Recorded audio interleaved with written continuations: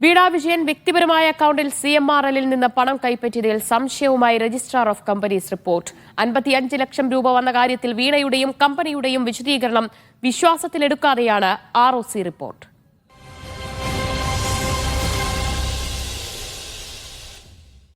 കരാർ എക്സാലോജിക്കും CMRLും തമ്മിലായിരിക്കെ വ്യക്തിഗത അക്കൗണ്ടിൽ 55 ലക്ഷം രൂപ വീണ കൈപ്പറ്റിയതിലാണ് ROCയുടെ ചോദ്യം. ഇതിന് സ്വന്തം നിലയിൽ നൽകിയ സോഫ്റ്റ്വെയർ സേവനത്തിനാണ് പണം കൈപ്പറ്റിയതെന്നാണ് വീണയുടെയും എക്സാലോജിക്കിന്റെയും മറുപടി.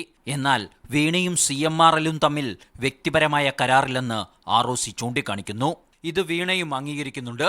ഒപ്പം എക്സാലോജിക്കും വീണയും നൽകിയ സേവനങ്ങൾ പരസ്പരം വേർതിരിച്ചെടുക്കാനാവില്ലെന്നാണ് ROC നിലപാട്. മാത്രമല്ല, കമ്പനി ഹാജരാക്കിയ രേഖകൾ അപര്യാപ്തമാണെന്നും റിപ്പോർട്ടിൽ ചൂണ്ടിക്കാണിക്കുന്നുണ്ട്. 55 ലക്ഷം രൂപ കൈപ്പറ്റിയതുമായി ബന്ധപ്പെട്ട ചോദ്യത്തിന് വീണ വ്യക്തമായ മറുപടി നൽകിയില്ലെന്നും റിപ്പോർട്ട് സൂചിപ്പിക്കുന്നുണ്ട്. പൊതുമണ്ഡലത്തിൽ ലഭ്യമായ വിവരങ്ങൾ പ്രകാരം 55 ലക്ഷം കൈപ്പറ്റിയെന്ന ചോദ്യത്തിന് ഏത് റിപ്പോർട്ടാണ് അടിസ്ഥാനമെന്ന് വ്യക്തമാക്കണമെന്ന് പറഞ്ഞ് വീണ ഒഴിഞ്ഞുമാറിയെന്നാണ് ROC വാദം. എന്നാൽ ലഭിച്ച പണത്തിന് ആദായ നികുതി അടച്ചിട്ടുണ്ടെന്ന് വീണ മറുപടി നൽകിയതായും റിപ്പോർട്ടിലുണ്ട്. മീഡിയ 1 തിരുവനന്തപുരം.